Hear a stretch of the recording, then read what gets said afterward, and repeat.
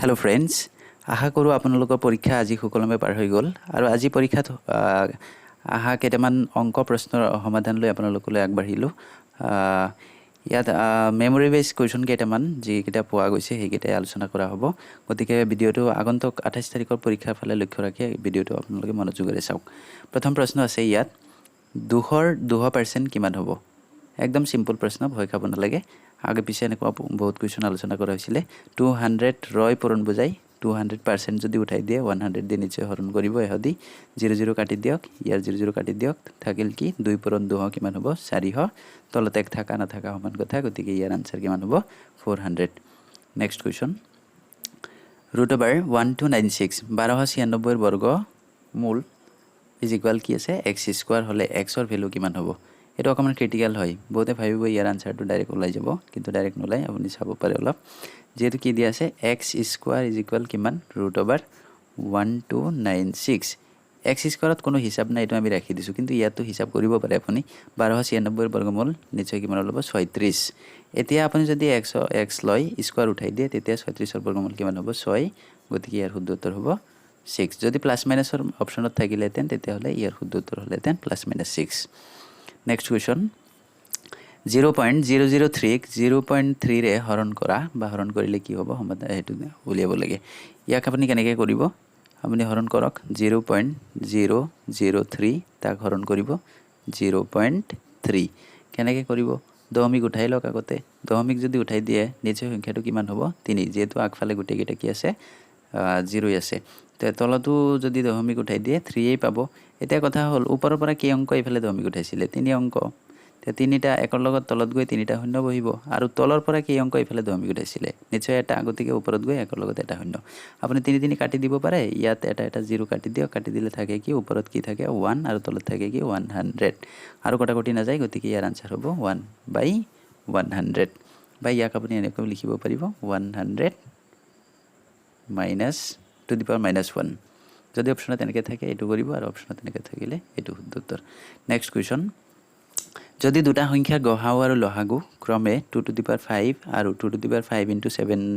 cube হয় আৰু এটা সংখ্যা যদি 2 to the power 7 হয় আনটো সংখ্যা কিমান হ'ব সিম্পল কোৱেশ্চন হয় কিন্তু ক্ৰিটিক্যাল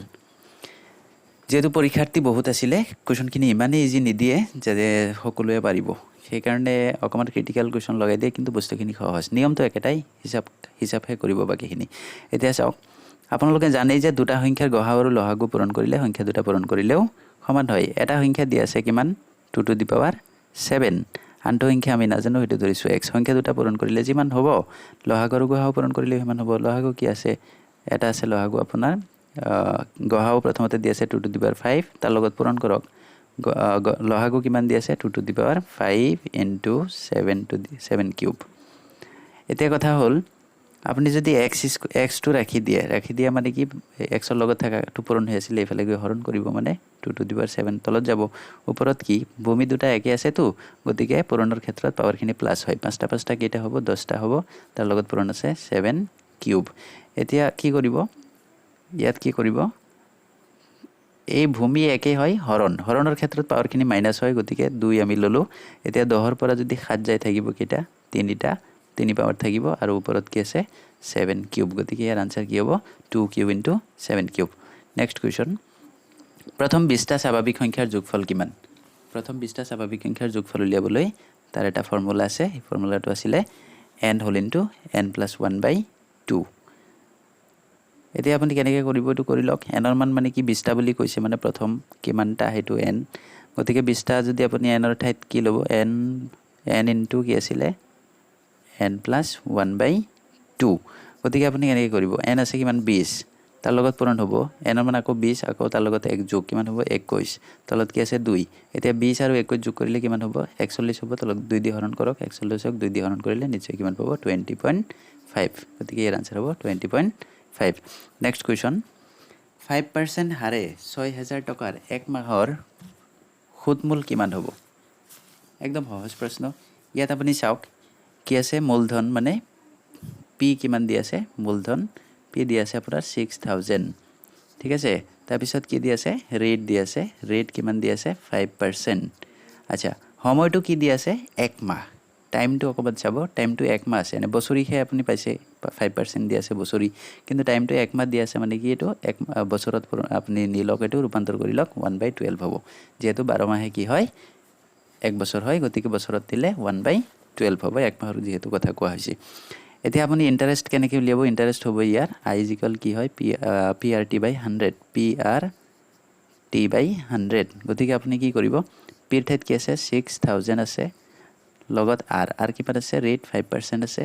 আৰু টাইম কিমান আছে 1/12 গতিকে 12 তলত যাব তাৰ লগত কি আছে তলত 100 আছে আপুনি 00 কাটি দিয়ক ইয়াৰ 00 কাটি দিয়ক 12 দি 60 কেবাৰ যাব 5 বাৰ তেতিয়া 5 পূৰণ 5 কিমান হ'ব নিশ্চয় 25 হ'ব আৰু আগত আপোনাৰ মূলধন কিমান আছিল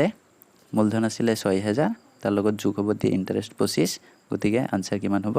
6025 ইয়াৰ আনসাৰ হ'ব 6025 নেক্সট কোৱেশ্চন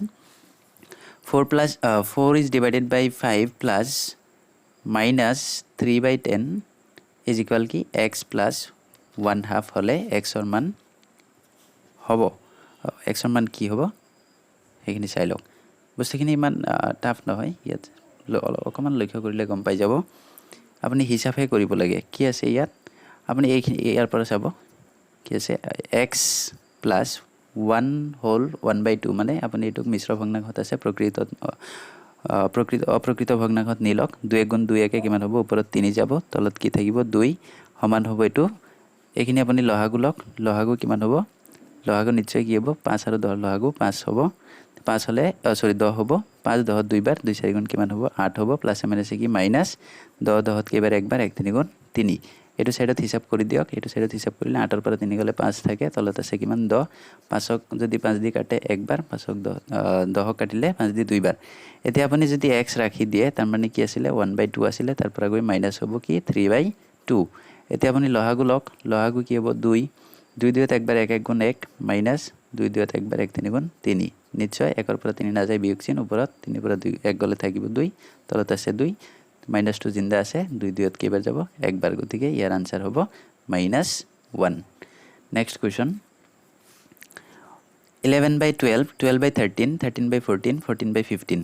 কোনটো ইয়াত ডাঙৰ হ'ব এনেকৈ যদি প্ৰশ্ন আহে সিকোয়েন্সত যদি চাব এটা বস্তু লক্ষ্য কৰিলে পাব ইয়াত গুটি কেইটাত কি 1 1 বাঢ়ি গৈছে ইয়াত আপুনি চাওক 11 তাৰ পিছত 12 তাৰ পিছত 13 তাৰ পিছত আৰু হৰ যিখিনি আছে এইখিনিটো চাওক 1 1 বাঢ়ি গৈছে যদি হে এনেকুৱা ক্ৰমত থাকে তেতিয়া হলে যাৰ নেকি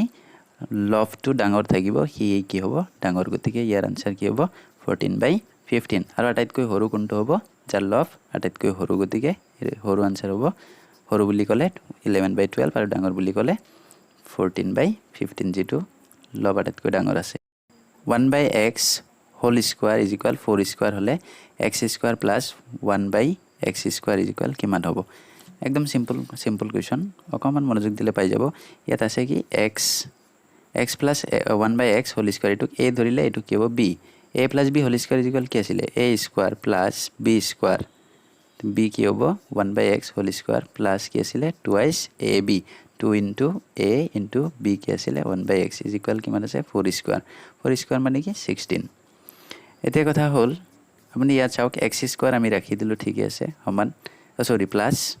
এতিয়া 1 ৰ বৰ্গ কিমান হ'ব একই হ'ব x ৰ বৰ্গ কি হ'ব x square আপুনি যদি x কাটি দিয়ে থাকিল কি 2 পূৰণ 1 2 2 যদি হেইফালে যায় 16 ৰ পৰা গৈ মাইনাস হ'ব থাকিব কিমান 14 তাৰ মানে এই মানটো উলিয়াব দিছে ইয়াৰ মানটো গৈ কি পাব আপুনি 14 যদি ভিডিওটো চাই ভাল লাগিছে তেন্তে লাইক কৰিব আৰু সাবস্ক্ৰাইব কৰি লব থ্যাংক ইউ